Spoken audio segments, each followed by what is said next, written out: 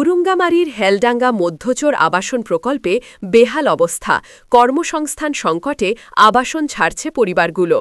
মাসান টিভির বিশেষ প্রতিবেদন।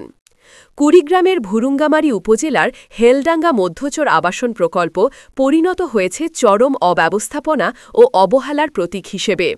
৫০টি পরিবারের জন্য নির্মিত এ আবাসন প্রকল্পে বর্তমানে বসবাস করছেন মাত্র ৬টি পরিবার।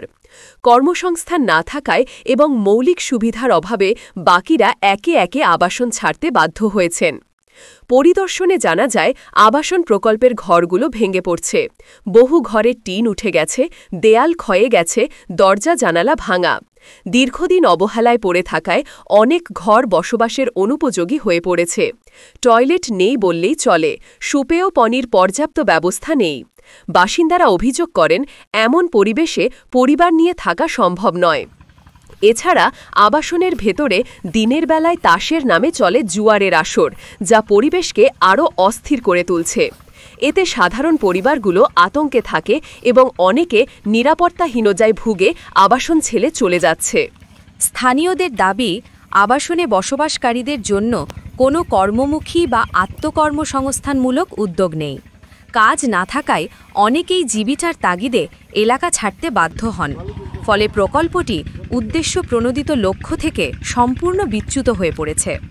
ভুক্তভোগী পরিবারগুলো অভিযোগ করে বলেন, সরকার আমাদের মাথা গোঁজার ঠিকানা দিলেও টিকে থাকার মতো ব্যবস্থা দেয়নি। পানি নেই, টয়লেট নেই, কাজের সুযোগ নেই। এভাবে কিভাবে থাকব? স্থানীয় ইউপি সদস্য জয়নাল আবেদিন বিষয়টি স্বীকার করে জানান, আবাসনটির সংস্কার, মাদক ও জুয়ারের নিয়ন্ত্রণ এবং কর্মসংস্থানের সুযোগ তৈরিতে তাৎক্ষণিক উদ্যোগ প্রয়োজন।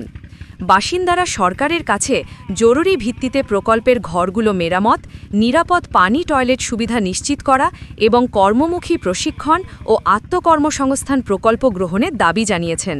তাদের মতে, এসব উদ্যোগ নেওয়া গেলে পরিত্যক্ত আবাসন আবারও বসবাসযোগ্য হয়ে উঠতে পারে।